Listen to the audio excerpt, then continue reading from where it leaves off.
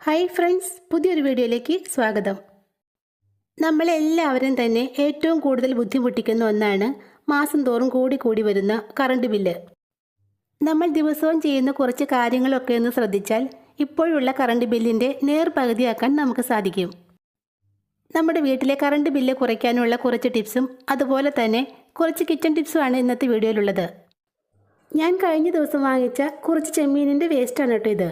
തലയും തോടും ഒക്കെ ഉണ്ട്. ഇത് വെച്ചുള്ള നല്ലൊരു ടിപ്പാണ് ആദ്യം കാണിക്കുന്നത്. ചെമ്മീനൊക്കെ കഴിക്കാൻ നല്ല ടേസ്റ്റൊക്കെയാണ്, പക്ഷേ അതിൻ്റെ വേസ്റ്റ് ഡിസ്പോസ് ചെയ്യാൻ ഒത്തിരി പാടല്ലേ. വല്ലാത്ത നാറ്റവും എലിശല്യവും ഒക്കെ കൊണ്ട് നമ്മൾ പൊറുതുമുട്ടിപ്പോകും.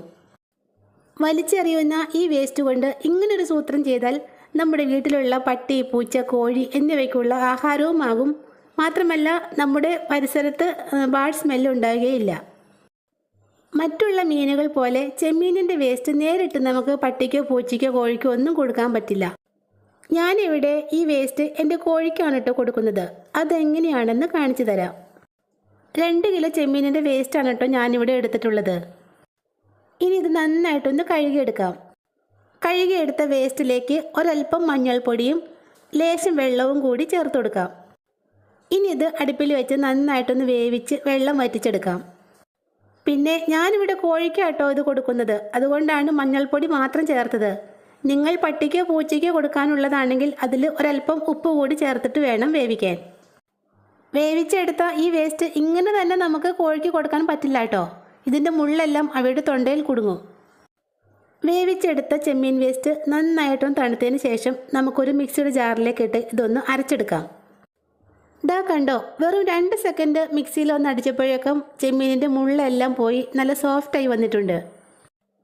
പട്ടിക്കോ പൂച്ചയ്ക്കോ ചോറ് കൊടുക്കുന്നതിൻ്റെ കൂടെ ഇത് മിക്സാക്കി കൊടുക്കാം. അവയ്ക്കത് ഒത്തിരി ഇഷ്ടമാകും. ഞാനിവിടെ എൻ്റെ കോഴിക്ക് കൊടുക്കുന്നത് ഗോതമ്പിൻ്റെ തവിടും ഒരല്പം ചോറും ചേർത്ത് മിക്സാക്കിയാണ് കേട്ടോ. അതിലേക്കാണ് ഞാനിത് ചെമ്മീൻ്റെ വേസ്റ്റ് പൊടിച്ച് ചേർത്ത് കൊടുക്കുന്നത്.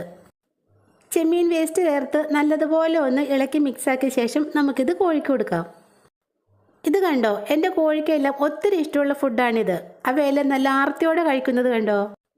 കാൽസ്യത്തിൻ്റെ വലിയൊരു കലവറയാണ് ചെമ്മീൻ്റെ തോട്. മുട്ടയിടുന്ന കോഴികൾക്കൊക്കെ ഇങ്ങനെ കൊടുത്താൽ മുട്ടയ്ക്ക് നല്ല ഉറപ്പും തോടിന് നല്ല കട്ടിയും ഉണ്ടാകും. മാത്രമല്ല ഇടയ്ക്കൊക്കെ നോൺ വെജ് കൊടുക്കുന്നത് കോഴികളുടെ ആരോഗ്യത്തിന് വളരെ നല്ലതാണ്. ഞാനിപ്പോൾ 2 തവണയായിട്ടാണ് വേസ്റ്റ് അരച്ചെടുത്തത്. ബാക്കി വന്നത് ഒരു എയർ ടൈറ്റ് കണ്ടെയ്നറിലാക്കി ഫ്രിഡ്ജിൽ സൂക്ഷിച്ചു വെച്ചാൽ 2-3 ദിവസത്തേക്ക് കേടാവാതിരുന്നോളൂ. വെറുതെ വലിച്ചെറിഞ്ഞ് നമ്മുടെ പരിസരം വൃത്തികേടാക്കുന്ന ഈ വേസ്റ്റ് ഇനി ഇങ്ങനെ ഒന്ന് ചെയ്ത് നോക്കൂട്ടോ. നമ്മുടെ വീട്ടിലെ ഏറ്റവും കൂടുതൽ കറണ്ട് ഉപയോഗിക്കുന്ന ഒന്നാണ് ഫ്രിഡ്ജ്. എന്നാൽ ഇന്നത്തെ സാഹചര്യത്തിൽ ഫ്രിഡ്ജില്ലാതെ നമുക്ക് ഒട്ടും തന്നെ പറ്റില്ല. പാകം ചെയ്ത ഭക്ഷണങ്ങളും അതുപോലെ തന്നെ പാല്, മുട്ട, ഇറച്ചി, മീൻ ഇവയൊക്കെ വാങ്ങി ഫ്രിഡ്ജിലാണ് നമ്മൾ സ്റ്റോർ ചെയ്യുന്നത്. ഫ്രിഡ്ജിലൂടെ കറണ്ട് നഷ്ടപ്പെടുന്നത് പല രീതിയിലാണ്. നല്ല ഫിറ്റായിട്ടുള്ള ഡോറാണ് ഫ്രിഡ്ജിനുള്ളതെങ്കിൽ കറണ്ട് നഷ്ടം വളരെയേറെ കുറയും. ഫ്രിഡ്ജിൻ്റെ ഡോറ് ഫിറ്റാണോ ലൂസാണോ എന്നെങ്ങനെ അറിയും? അതിനു വേണ്ടിയുള്ള ഒരു ടിപ്പാണ് കേട്ടോ ഇനി പറയുന്നത്. പുതിയ ഫ്രിഡ്ജ് ആകുമ്പോൾ ഡോറൊക്കെ നല്ല ഫിറ്റായിട്ടാണ് ഉണ്ടാവുന്നത്. അത് കുറേ നാൾ നമ്മൾ അടയ്ക്കുകയും തുറക്കുകയൊക്കെ ചെയ്യുമ്പോൾ അതിലെ ഗ്യാസ്കറ്റിന് ഇളക്കം തട്ടി അത് ലൂസായി പോകും. അങ്ങനെ ഗ്യാസ്കറ്റ് ലൂസായി കഴിയുമ്പോൾ നമ്മൾ ഫ്രിഡ്ജിൻ്റെ ഡോർ അടയ്ക്കുന്ന സമയത്ത് ഡോറ് നന്നായിട്ട് ചേർന്നിരിക്കില്ല. അപ്പോൾ അതിലൂടെ ഒത്തിരി കറണ്ട് നഷ്ടപ്പെടും. തുറന്നിരിക്കുന്ന ഫ്രിഡ്ജ് ഒത്തിരി കറണ്ട് ഉപയോഗിക്കുമെന്ന് നമുക്കെല്ലാം അറിയാവുന്ന കാര്യമല്ലേ. അപ്പോൾ നമ്മുടെ ഫ്രിഡ്ജിൻ്റെ ഡോറ് അടച്ചതിന് ശേഷം അത് നല്ല ഫിറ്റാണോ എന്നറിയുന്നതിന് വേണ്ടി ഈ ഒരു സൂത്രം ചെയ്താൽ മതി. ഇതിനായിട്ട് ഞാനിവിടെ 20ൻ്റെ ഒരു നോട്ടാണ് എടുത്തിട്ടുള്ളത്. 20ൻ്റെയോ 10ൻ്റെയോ 50ൻ്റെയോ ഏതെടുത്താലും മതി. ഇനിയിപ്പോൾ അതൊന്നും ഇല്ലെങ്കിൽ ഒരു ചെറിയ ഷീറ്റ് പേപ്പർ എടുത്താലും മതി. ഈ നോട്ടിൻ്റെ പകുതി ഭാഗം ഫ്രിഡ്ജിനകത്തേക്ക് വെച്ചിട്ട് നമുക്കതിൻ്റെ ഡോർ ഒന്ന് അടയ്ക്കാം. ഇതുപോലെ നോട്ടിൻ്റെ പകുതി ഭാഗം ഫ്രിഡ്ജിനകത്തും പകുതി ഭാഗം പുറത്തുമായിട്ടിരിക്കണം. ഇനി നമുക്ക് ആ ഫ്രിഡ്ജിൻ്റെ ഡോർ ഒന്ന് ചേർത്ത് അടച്ചതിന് ശേഷം ഈ നോട്ടിൻ്റെ അറ്റത്ത് പിടിച്ചൊന്ന് വലിച്ചു നോക്കാം. ഫ്രിഡ്ജിൻ്റെ ഡോറ് നല്ല ഫിറ്റാണെങ്കിൽ നമ്മൾ ഈ നോട്ടിൽ പിടിച്ച് വലിക്കുമ്പോൾ അത് പതുക്കെ മാത്രമേ ഊരിപ്പോരുകയുള്ളൂ. ഡോറ് ലൂസാണെങ്കിൽ നമ്മളതിൽ പിടിച്ച് വലിക്കുന്ന ആ സമയത്ത് തന്നെ അത് മുഴുവനോടെ ഇങ്ങോട്ട് ഊരിപ്പോരും. ഈ ഒരു ടിപ്പ് ചെയ്താൽ ഫ്രിഡ്ജിലൂടെ ഇങ്ങനെയുള്ള കറണ്ട് നഷ്ടം ഉണ്ടാകുന്നത് നമുക്ക് പെട്ടെന്ന് തന്നെ കണ്ടുപിടിക്കാൻ സാധിക്കും. എത്രയും പെട്ടെന്ന് ഗ്യാസ്കറ്റിൻ്റെ ഈ പ്രശ്നം പരിഹരിച്ചില്ലെങ്കിൽ അടച്ചു വെച്ചാലും നമ്മുടെ ഫ്രിഡ്ജ് ഒത്തിരി കറണ്ട് ഉപയോഗിക്കും. അപ്പോൾ ഫ്രിഡ്ജിൽ കൂടിയുള്ള കറണ്ട് നഷ്ടം കുറയ്ക്കാനുള്ള ഈ സിമ്പിൾ ടിപ്പ് അറിയാത്തവരുണ്ടെങ്കിൽ ഒന്ന് ട്രൈ ചെയ്ത് നോക്കണേ. ഫ്രിഡ്ജിനകത്ത് ഫുഡ് ഐറ്റംസോ വെജിറ്റബിൾസോ ഒക്കെ വയ്ക്കുമ്പോൾ ഒത്തിരി അങ്ങോട്ട് കുത്തി നിറച്ച് വെക്കരുത്. നല്ല എയർ സർക്കുലേഷൻ കിട്ടുന്ന രീതിയിൽ വേണം ഫ്രിഡ്ജിനകത്ത് സാധനങ്ങളൊക്കെ സ്റ്റോർ ചെയ്യാൻ. അതുപോലെ തന്നെ ചൂടുള്ള ചോറോ കറിയോ ഒന്നും തന്നെ ഫ്രിഡ്ജിലേക്ക് നേരിട്ട് വയ്ക്കരുത്. അവ നന്നായിട്ട് തണുത്തതിന് ശേഷം മാത്രമേ ഫ്രിഡ്ജിൽ വെക്കാൻ പാടുള്ളൂ. ചൂടുള്ള സാധനങ്ങൾ നമ്മൾ ഫ്രിഡ്ജിനകത്ത് വയ്ക്കുമ്പോൾ അത് തണുപ്പിച്ചെടുക്കുന്നതിന് വേണ്ടി ഫ്രിഡ്ജ് ഒത്തിരി കറണ്ട് ഉപയോഗിക്കും.